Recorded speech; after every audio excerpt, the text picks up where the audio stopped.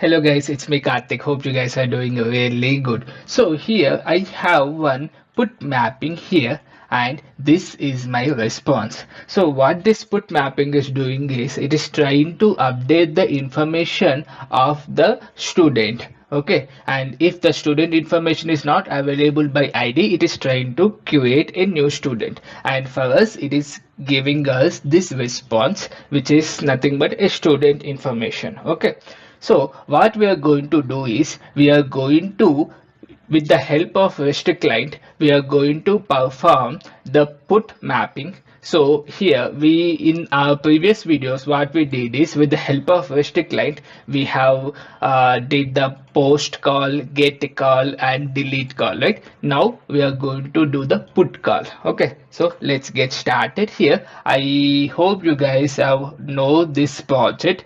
I think you guys are following this playlist, right? If not, let me explain high level here. So I have one configuration where I am trying to create a REST client bean object by passing that endpoint base URL.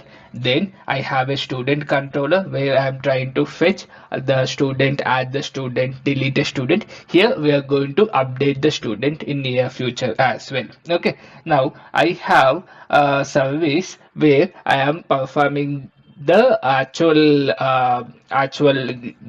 get, put and post with the help of RestClient, and RestClient is available in 3.2 version of Springboot. Currently 3.2 is not there since when I'm making this tutorial, so I'm using one but I'm using the snapshot version. Basically here I'm using the snapshot. Okay, cool, no issues. Now let's go to the service here. Now let me create a void method as of now. Update student info. Here there are two variables that will come.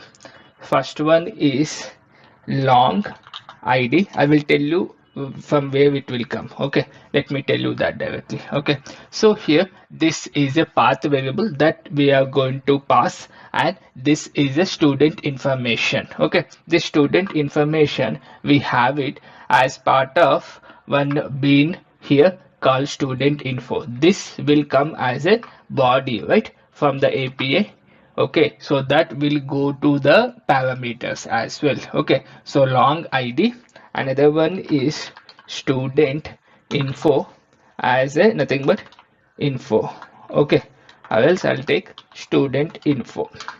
Okay, now let's go there to the REST client directly. Okay, REST client, we have already taken this here from there. Okay, now REST client dot, this is important. Okay, put method you're going to call, then the URI, what URI you need to have. Okay, now if you go here, this is the entire URI, right?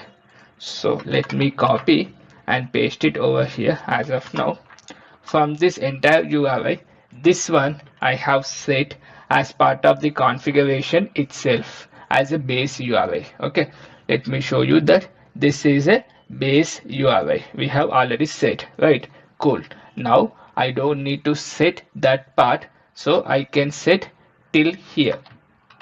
Okay, so as mock and student info, here this is nothing but our id.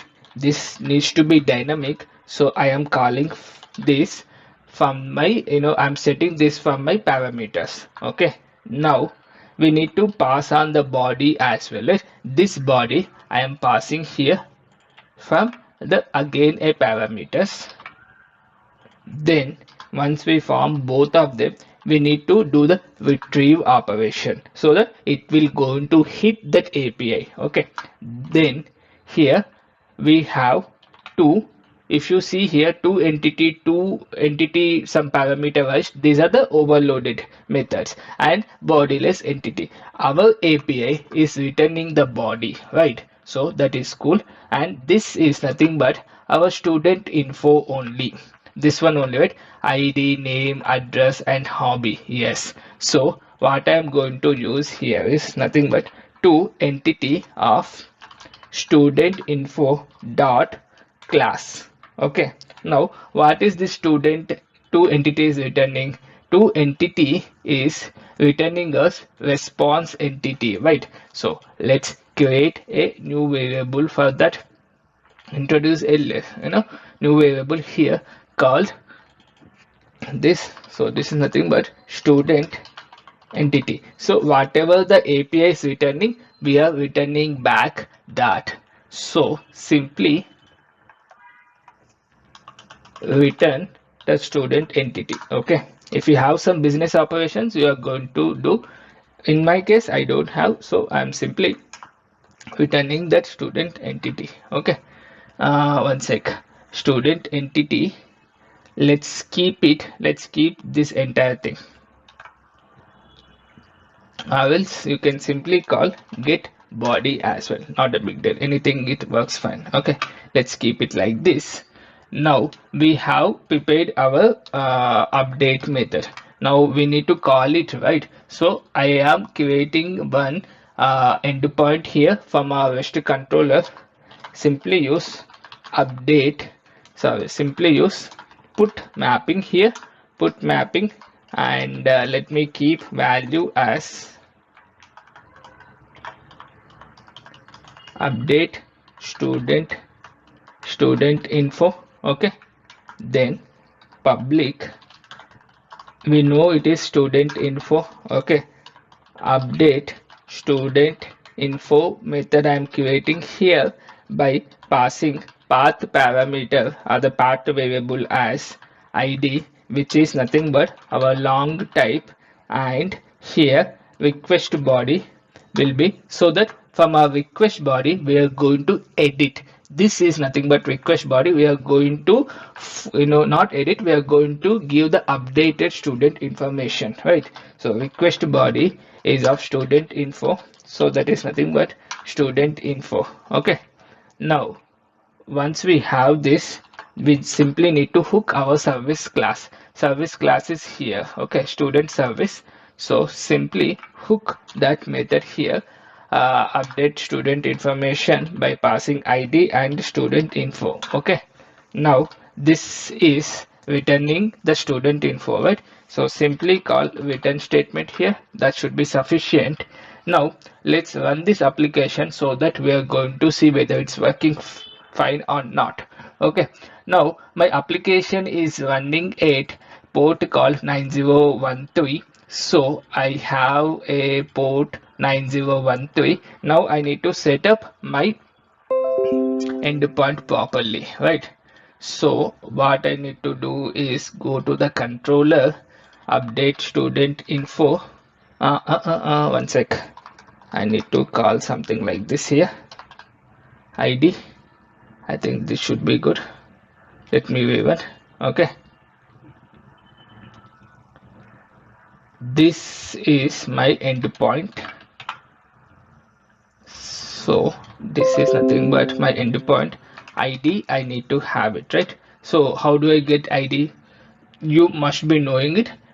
For me it's simple, I have list of IDs here, so I have this one, right? 2 called Chendu, right? So I am going to pass 2 here, and as part of request body what you can do is you can pass you can take this request itself and try to update over here. Okay, so I have this id. I don't need because I'm already passing it as a path variable. Name is Chandu, Karimnagar. Instead of Karimnagar, what I'm going to do is let me pass Tirupati, which is a famous place, and hobby as instead of cricket, let me pass poker. That should be sufficient. I hope application is up and running here. Yes, running at 9013.